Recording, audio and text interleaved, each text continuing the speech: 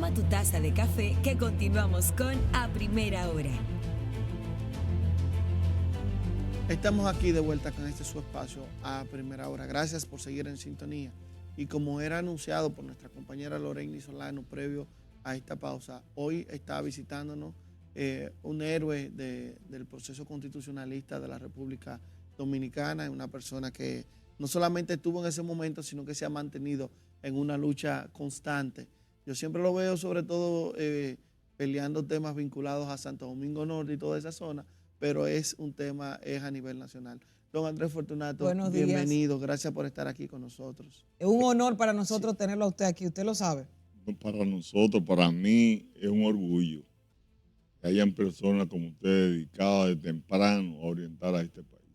Gracias. Claro que sí. Usted sabe que antes de ayer, veíamos un video que nos llegó aquí al equipo y no sabíamos de cuándo era el video, cuál era la fecha. Y yo, bueno, tal vez eso hace mucho, tal vez perdido. Y es un video donde se ve un equipo de oficiales de la policía que al parecer iban a interrumpir una actividad. Es el tema de estos días con la situación de que la policía va a cerrar y acabar actividades, eventos, que si la música, que si el alcohol o entre otras cosas. Veíamos que nos sorprendió que era de día.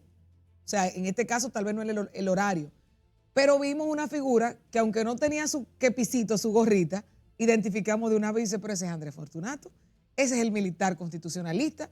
Entonces nos comunicamos con usted y queremos saber qué fue lo que pasó ahí y de cuándo es este video. Que lo estamos viendo ahí. Si lo están viendo ahí el video, ¿verdad?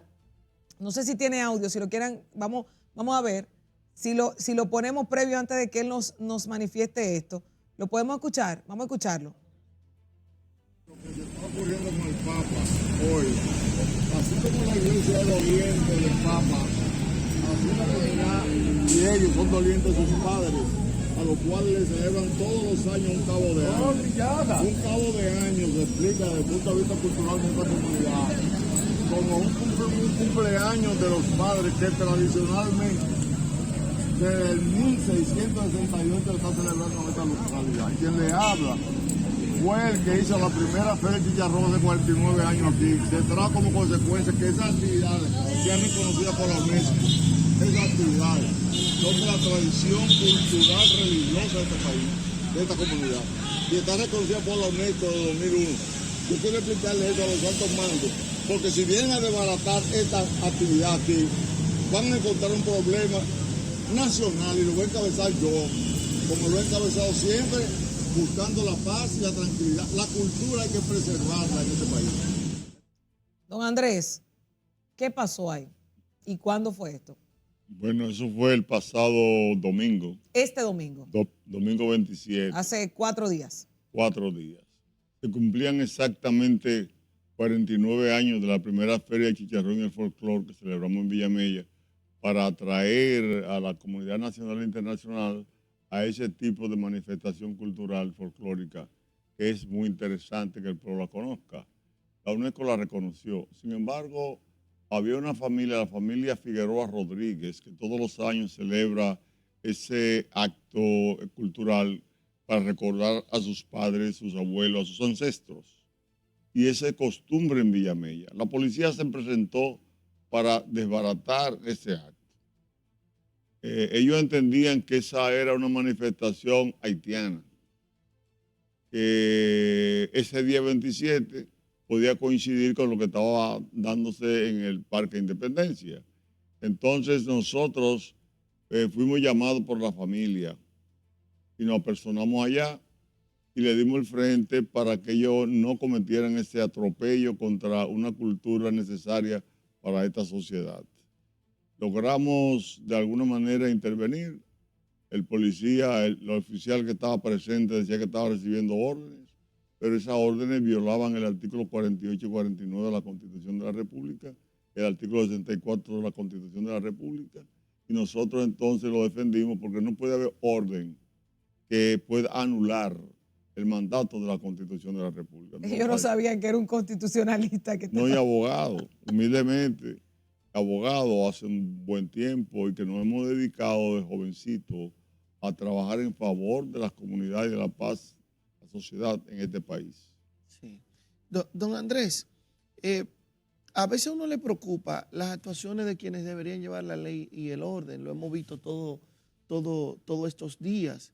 Usted constantemente hace declaraciones sobre las revoluciones que necesita la República Dominicana. Usted habla en un momento de una revolución ética. Cuando vemos este tema de este accionar de los cuerpos que deberían llevar la ley, que a veces hasta desconocen, ¿cómo usted mira este proceso en general? Porque no es solamente pasa en un lugar, uno lo ve constantemente, que usted no puede trabajar después de esta hora, que usted no se puede manifestar por esto, que usted no puede caminar por aquí haciendo esto, que los vehículos tenemos que retenerlo a pesar de que no se pueden retener. O sea, cuando uno ve todo este tema, sobre todo de quienes deberían aplicar la ley, un hombre como usted que peleó justamente por la ley de la República Dominicana. Mira, nosotros hemos hecho llamado a todos los gobiernos que hemos tenido para que aquí se haga una lucha contra la ignorancia cívica, ética, de valores patrios y de conocimiento del manejo del Estado. Es esencial que desde los jovencitos que están en las escuelas, por ejemplo, ahora que hay más de 863 estudiantes secundarios, que hay más de 560 estudiantes universitarios en el país, qué bueno sería que el artículo 63, numeral 3, que establece la obligatoriedad de educar en Constitución para una convivencia pacífica y para que cada hombre y mujer sea consciente de sus derechos y deberes, qué bueno sería que el gobierno ordenara al ministro de Educación que inicie esa labor, al Ministerio de Cultura y al Ministerio de Interior y Policía. Es esencial que los jóvenes vayan aprendiendo desde los hogares hasta la escuela, para que cuando lleguen a las instituciones estén instruidos en el respeto al derecho ajeno, en el respeto al derecho que emana de la Constitución de la República, norma suprema y fundamento jurídico del Estado Dominicano, es la Constitución. Pero usted dice eso y yo ahora mismo me acuerdo de que en la gestión del doctor Roberto Fulcar se estaba instruyendo el tema de la lectura de la Constitución, pero luego el ministro siguiente dijo que no, que eso no se tenía que hacer. Creo que ustedes salieron al frente de eso. Nosotros hemos salido al frente a todo el que no ha querido y hemos estimulado a todo el que lo quiera hacer. Y ahora mismo es un momento propicio. La sociedad dominicana no puede cumplir con el artículo 5 de la Constitución si no hay educación. Pero ¿qué dice el artículo 5? Es chiquito, cortito. Dice que la Constitución tiene como fundamento el respeto a la dignidad humana y la indisoluble unidad de la nación. O sea, el país no puede estar unido, no puede haber paz, no puede haber institucionalidad si no hay educación en Constitución. Si el ser humano no sabe el concepto del deber que encierra la ética, si el ser humano no sabe que una democracia como la que tenemos no se puede desperdiciar, porque está sobre la base de sangre, luto y lucha que ha tenido este pueblo dominicano desde que Colón llegó aquí. Entonces, desde que Colón llegó aquí, hay instituciones que sirven a intereses particulares y no a intereses generales de la nación. Como dice el artículo 216 en su numeral 3, dice que la función de un político y de la política es servir al interés nacional, al bienestar colectivo y al desarrollo integral de toda la sociedad dominicana. Sin embargo, aquí, desde que Colón vino, se le sirve a lo que está en el poder. Inclusive, la revolución a la cual nosotros pertenecemos es la primera revolución en el mundo que ha luchado por la vigencia de una constitución que ya el pueblo se ha dado después de una expresión de voluntad popular, como se dio el 20 de diciembre de 1962. Es la primera. ¿Por qué es importante? Porque el poder militar y policial debe estar subordinado al poder civil y el poder civil subordinado a los límites que establece la Constitución de la República, que es lo que nosotros aspiramos, que haya una democracia constitucional. Don Andrés, en primer orden es un gusto tenerle aquí. Gracias, hijo. En segundo orden, dos preguntitas breves. La primera es, en el caso de las medidas migratorias que está tomando el gobierno de la República, ¿cómo los constitucionalistas ven estas medidas migratorias? Y en segundo orden, ¿cómo usted ve las relaciones que tiene los Estados Unidos con la República Dominicana actualmente? Mira, aunque es corta tu pregunta, la respuesta podría alargarse un poquito. En el caso de la migración, nosotros hemos respaldado la posición del gobierno. Esos 15 puntos son necesarios. Desde el punto de vista no de la causa, no de la consecuencia, sino de la causa que lo han motivado y de lo que puede generar en la República Dominicana. La pobreza de Haití, la anarquía de Haití, es una situación propia de Haití y las naciones que la explotaron, como fue el caso de Francia.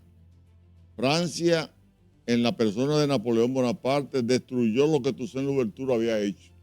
Toussaint Louverture había durado 10 años luchando por la abolición de la esclavitud y por la unidad de los sectores de poder de Haití. Eso se consiguió, pero el golpe de Estado del 18 Brumario, que se dio en Francia en 1799, llevó a Napoleón al poder. Napoleón entonces necesitaba expandir su lucha contra las monarquías y para eso necesitaba la producción que había en Haití, que era la colonia más rica del mundo donde había más producción. Él necesitaba esos recursos, entonces invade Haití y es enfrentado por Toussaint. Toussaint es apresado y muerto, pero Jacques Dessalines y Christopher siguen la lucha y logran la independencia. Desde ahí, que lo mataron a todos los blancos y destruyeron los medios de producción, comienza la pobreza de Haití y se aumenta cuando en el 1826 le imponen a Haití una multa de 160 millones de francos oro para poderle conceder la independencia. Y Haití duró más de 125 años pagando esa deuda. Ese pueblo se ha empobrecido al extremo que lo que tiene allá no lo puede cargar la República Dominicana. Son duras las medidas, pero son necesarias.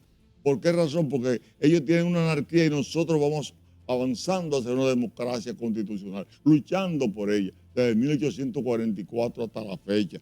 Independencia, restauración, revolución de abril, sangre y luto lo que ha habido en este país para tener lo que tenemos. Y ando con este uniforme aquí, con esto, para decirle al país que el pueblo todavía está en revolución. Hoy no revolución armada, sino la revolución ética y moral que tiene que haber. Y los policías que actuaron el domingo no están instruidos en Constitución y solamente tienen que aprenderse cuáles son los derechos fundamentales. Y eso tiene que comenzar desde que están en la escuela, desde que llegan a la policía. Lo primero que tienen que saber es qué hacer.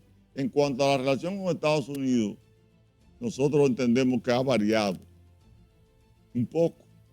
Estados Unidos se consideró la dueña del mundo desde el Destino Manifiesto de 1847. Cuando le quitaron a México 1.528.241 kilómetros, a California, Texas, todo eso bajo el dominio de Estados Unidos. Nuevo México. Entonces, ese Destino Manifiesto, que nace inclusive con la doctrina Monroe del 1823, los Estados Unidos han querido manejar el mundo y con ello a nosotros. Nosotros rechazamos la intervención norteamericana en el 1916 como país. Ahí está la Barranquita. Fueron pocos los que murieron, pero se enfrentaron. En 1965 se enfrentó en la Revolución de Abril de 1965. Ya no que ellos vinieron como vinieron el 28. El 15 y 16 de junio se tuvo una batalla en Ciudad Nueva de 20 horas contra el general Bruce Palmer, el más experimentado de los Estados Unidos en ese momento. Y esas tropas no pudieron tomar Ciudad Nueva. Y luego esas tropas hicieron un aparataje de que las tropas de San Isidro atacaran a Camaño el 19 de diciembre en el Hotel Matún y no pudieron. 7 horas de combate. Se murieron mal contados más de 70 soldados contrarios y solamente 2 del grupo de nosotros cayeron ese día. Eso hay que verlo en la historia como una ayuda de Dios. Los Estados Unidos tienen una lección de este país y lo tiene Francia, y lo tiene Canadá, y lo tiene España, lo tienen los haitianos, lo tienen los ingleses cuando vino Penn y Venables en 1655. Y lo tuvieron los españoles cuando se rebeló Enriquillo aquí y cuando se rebeló allá en Villamella, donde estaba el ingenio Duquesa de don Diego Colón en 1821, cuando los negros esclavos se rebelaron y fue que llegaron a Villamella los primeros moradores y desde ahí esa tradición. Entonces los Estados Unidos nosotros le hemos hecho un llamado. Estados Unidos es un hermano mayor de América y de parte del mundo y de nosotros, por razones geopolíticas, económicas. Pero Estados Unidos tiene que variar su política. En vez de propiciar oligarquías militares en el poder que propicien la tiranía, ellos deben de enarbolar los principios de la democracia liberal por la cual luchó George Washington, entre otros. Llevar esa democracia liberal y al de llevarla a los vecinos como nosotros, ellos tienen que respetar las leyes nuestras, la soberanía de nosotros. En la actualidad nosotros hemos planteado que las grandes naciones se unan para repartirse el mundo en una mesa con los dueños de los minerales y de la materia prima, para negociar de manera honrosa. Eso ya salió en un periódico que posiblemente se haga. Nosotros lo planteamos hace como unos 4 meses y lo seguimos planteando. El mundo no puede vivir sobre la base de la guerra, sino sobre la base de la paz. Y la paz no puede estar sustentada si no hay concientización de las reglas fundamentales que establecen, por ejemplo, las Naciones Unidas. ¿Qué debe hacer la ONU con Haití? El artículo 1, numeral 3 de la Constitución de la República lo establece. Debe ayudar socialmente, económicamente, políticamente y en términos de seguridad. Ese es el papel de la ONU. Sin embargo, la ONU quiere propiciar una lucha entre los haitianos y nosotros para invadir la isla de nuevo, por razones geopolíticas y por razones económicas, más aún con las tierras raras que han aparecido. Pero nosotros tenemos que plantarnos aquí a defender nuestra institucionalidad y cuando la defendemos tenemos que tener a la cabeza del dominicano la historia y su sacrificio, la Constitución y su mandato. Sí. Don Andrés, además de toda esta historia que usted tiene detrás, también usted es el presidente de la Fundación de los Militares Constitucionalistas del 24 de abril. Nárrenos un poquito en qué actitud está, en los trabajos que ustedes están realizando. Vemos que generalmente y constantemente hacen declaraciones públicas.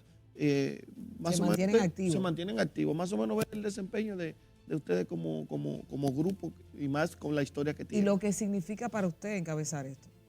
Mira, yo me siento altamente orgulloso que a 60 años, a 61 años de haber tomado la decisión de ir a la Academia Militar a batallar la carrera como cadete, por un consejo de una profesora, que cuando estábamos en la calle con Amaury Ariti, Germán que murió en 1972 tirando, que era un tremendo orador, era el líder de nosotros, en la calle llegamos al curso, después de 15 días cerrada el liceo, porque mataron a un compañerito en la calle. La profesora nos dijo, ustedes van a llegar adultos, así, se van a cansar. Ustedes lo que tienen que hacer es prepararse de ahora y ocupar las posiciones para cuando tengan el mando alguna vez ayuden al país. Métanse a militar, métanse a banqueros, a sacerdotes. Esos no son los que tumbaron a Juan Bosch. Esos no son los que mandan.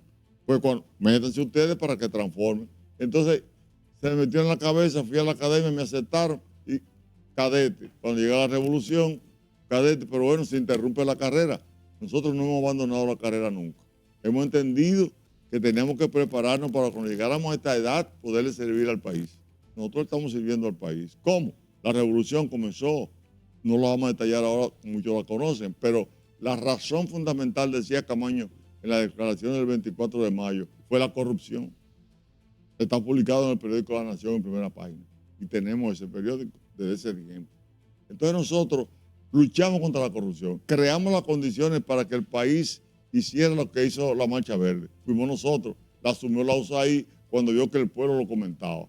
Después de ahí nos abandonaron, no nos tomaron en cuenta, porque la revolución y los que participaron le hiede a muertos y le hiede a problemas a mucha gente. Entonces, ¿qué ocurrió? De la corrupción ya ganó Luis Abinader por eso, pero entonces viene el problema antes de él ganar de la constitución que quería modificar Danilo, violando la disposición transitoria número 22 que le prohibía eso. Nos enfrentamos y ustedes nos vieron ahí con Johnny Ventura y un grupo de gente en el Congreso fajado. Nosotros después que ya ganó Luis Abinader hemos dicho hay que luchar contra la ignorancia cívica, ética y de valores patrios. En eso estamos ahora. Nosotros estamos del 65 aquí haciendo resistencia legal para que en este país se haga lo que hay que hacer, que es que se cumpla con la ley y punto. Y punto. Sí. Yo cierro con esto, estimado, aunque usted hay que traerlo más a seguido, porque usted tiene muchos temas en el calendario. Vamos a ver. Usted tiene muchos temas en el calendario. Mire, lo que hemos visto a nivel nacional y la interpelación que hace la oposición a la ministra de Interior y Policía y al director de la policía, ¿cómo usted lo ve? ¿Y qué usted les dice a ellos de cara a todo lo que está sucediendo? Porque mire, esos policías se encontraron con alguien que conoce la Constitución y que se lo dijo. Ellos no sabían tal vez quién tenían al frente, pero sabían que estaba hablando con fortaleza, con seguridad. ¿Qué usted les dice? Tanto a la ministra, al director de la policía, como a las autoridades, al presidente. Inclúyeme a la oposición también. A la oposición. ¿Qué le digo a todos? En primer lugar, ayer visitamos el Ministerio de Interior y Policía, después de una rueda de prensa que hicimos en relación al caso. Y le recomendamos a la ministra que visitara Villamella y que hiciera de nuevo la actividad que se está haciendo y que los policías ahí, no que sean amonestados, que sean instruidos, que no lo cancelen ni lo trasladen. El Ministerio de Interior y Policía tiene que asumir la educación en constitución de la policía, el aprendizaje de los derechos fundamentales, porque ellos son los garantes de la seguridad de este país y no pueden tener garantía a la sociedad dominicana. Si quienes lo tienen que cuidar, entonces los reprimen. Hay que tener cuidado en la forma en que se van a manifestar los policías. Nosotros recomendamos de inmediato que haya en el proceso de reforma policial, que haya la inclusión y discusión permanente de los derechos fundamentales, no solamente la instrucción, que se haga en los cuarteles de manera permanente para que los policías no cometan el exceso que se iba a cometer el domingo. En segundo lugar, nosotros recomendamos al director de la policía que haga lo mismo y que se vinculen a la educación secundaria para que los jóvenes que vayan a ser de nuevo incorporados a la policía vengan instruidos de la escuela. Fuimos director de escuela y sabemos que eso se puede hacer, del liceo sabemos que se puede hacer. Nosotros le recomendamos, por ejemplo, al presidente de la República que ordene fundamentalmente la creación de conciencia desde lo interno de esas instituciones, que sea una prioridad nacional para la convivencia pacífica. Este país no puede vivir con las zozobras que vive. Este país está amenazado. Aquí quieren crear condiciones para invadirnos y tomar la isla. Eso lo hemos dicho y lo podemos demostrar. Entonces, a la oposición, nosotros le decimos lo mismo. Le decimos, mire, a esos líderes que hay, Leonel Fernández, Danilo Medina, Hipólito Mejía, nosotros le decimos a ellos que se reúnan con el presidente y que discutan el proyecto de nación. Que hay que hacerlo a nivel nacional, que lo hagan a través de su militancia, pero que todo el mundo participe y se concientice que en este país lo primero que hay que defender hoy es la soberanía nacional, porque sin soberanía nacional no hay democracia, y sin democracia no hay libertad. Sin libertad no hay paz ni tranquilidad para nadie en este país. Una guerra significaría violaciones de las hijas, de las mujeres y de todo, porque eso es lo que han hecho. ¿Qué hizo Dessalines aquí en el 1805? Destruyó todo lo que estaba en Moca, en Santiago. Eso es lo que piensan todavía con el salvajismo de la guerra. Cero guerra, por la paz, la conciencia nacional. Excelente, Dios mío, caramba. Agradecer, y más que terminamos sumamente enérgicos con esas palabras, agradecer a don Andrés Fortunato, quien es militar constitucionalista, también presidente de la Fundación Militares Constitucionalistas del 24 de abril, con tanta historia. Vamos a tener que hacer un espacio simplemente para hablar de todas esas etapas importantes de la historia dominicana, empezando obviamente por esa guerra constitucional. Estamos a la disposición, cuando ustedes quieran, a cualquier hora. Así mismo es, así mismo es. Demostrado. Está dispuesto. Gracias, don Andrés Fortunato. Y a ustedes, no se muevan, que en breve seguimos con más de su espacio, a primera hora. No te despegues ni un segundo. Ya regresamos.